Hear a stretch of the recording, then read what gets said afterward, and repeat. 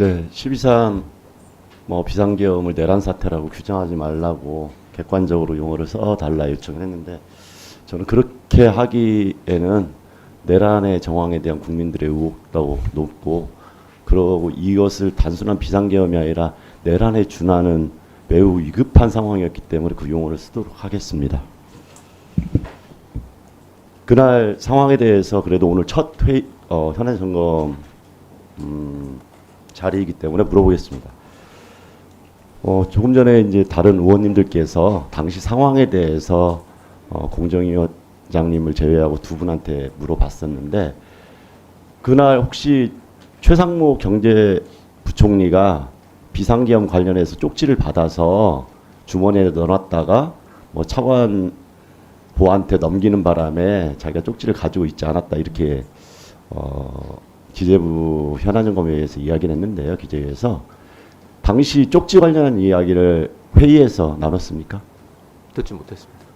전혀 그런 이야기는 예. 없었습니까? 그러면 최상무 부총리가 처음에 오자마자 어떤 식으로 그 이야기를 했습니다. 이 비상계엄이 유지될 상황이라고 보고 회의를 진행했습니까? 아니면은 지금 이것은 유연적인 상황이고 국회에서 이 관련된 거에서 해제가 진행될 것 같다.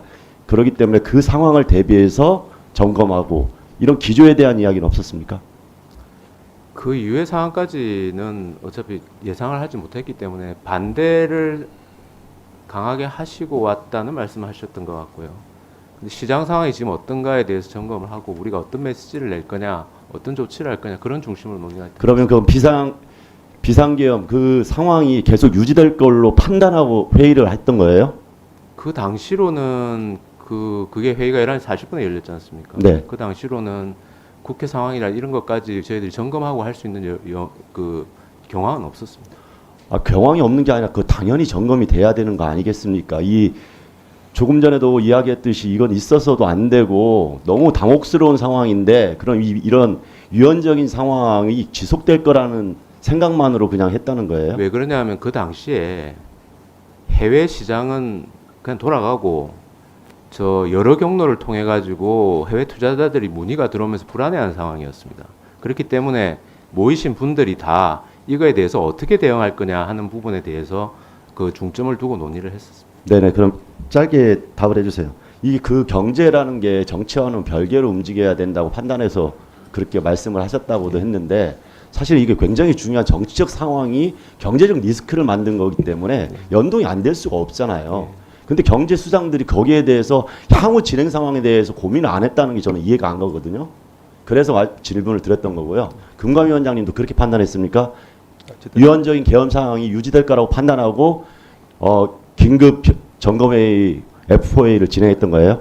그날 12월 3일 밤 11시, 12시, 1시로 넘어가는 상황이 저희가 역외원화 시장이 2시까지 이제 열려 있는데 12시가 크게 넘어가기 전에 저희가 뭔가를 시장을 안정시킬 수 있는 조치를 취할 수 있다는 것들을 내야 역외원화 시장에서 그 원화 이 코트가 정해지고 그게 이제 그 다음날 아침에 영향을 미치기 때문에 저희는 사실은 당장 뭔가를 금융위 그리고 또 한국은행이 뭔가를 할 수 있는지에 대해 저희가 실무적으로 또 더하여 이제 최고 레벨에서 의사결정을 네, 알겠습니다. 하나만 더 묻겠습니다. 그러면 그 네 분 중에 이 관련된 상황에 대해서 이야기는 나눴을 거 아닙니까? 그러면 이거 계엄 상황에 대해서 혹시라도 대통령한테 언질이 있었냐 서로 확인했습니까?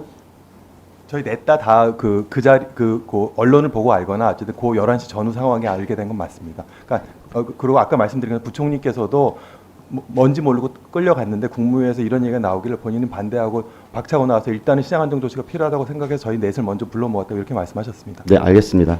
그럼 빠르게 하나만 더 묻겠습니다.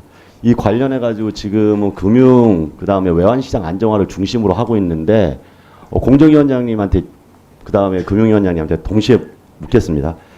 사실 이것 때문에 그렇잖아도 내수 침체나 경제 상황, 민생 경제가 굉장히 어려운데 이것 때문에 제2의 폭탄을 맞아서 실제로 소상공인이나 중소상공인들은 연말, 연초 굉장히 어려운 상황입니다. 이 관련돼 가지고 조금 더 명확한 조치나 대응 방안에 대해서 이야기 나누고 있습니까? 단순하게 조금 더 공급을 금융 공급을 한다 이런 게 아니라 민생 회복 지원금이나 재난 상태에 준하는 이런 걸 관련해 가지고 혹시 제안하거나 이런 생각 없습니까? 예, 두 분 다 말씀을 짧게라도 해주십시오. 예, 뭐 그 관련된 뭐 민생회복지원금이나 뭐 그런 부분에 관해서는 아직 구체적으로 생각해보지 못했고요. 의원님 지금 말씀 주신 뭐 좀 살펴보겠습니다.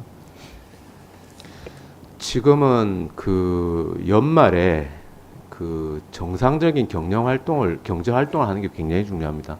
그래서 저희들이 계속적으로 민간이든 정부든 공공기관이든 연말에 회식이 있거나 그거 할 거는 하지 마라. 그러니까 계속 계획대로 해라라는 메시지를 계속 내고 있고요. 그 저희 금융 쪽에서는 지금 뭐 발표가 돼 있습니다만 협의 중입니다만 소상공인 자영업자의 금융 부담을 좀 완화할 수 있도록 은행권하고 협의 중인 방안들을 그냥 계획에 따라서 이번 달 안에 발표하겠다 이런 생각을 가지고 있습니다. 제가 말씀드린 것은 이거 같은 경우는 국가의 비상사태가 발생해서 훨씬 더 어려운 국민들의 피해가 발생한 거예요. 국가 공적 책임이 당연히 있어야지 당연히 감수하라고 하는 것은 좀 아니다 생각하고요. 조금 더 적극적으로 그런 부분에 대해서 의견을 나눠주시기 바랍니다. 자, 수고하셨습니다. 자, 이어서 존경하는 이인영 의원님 질의해 주십시오.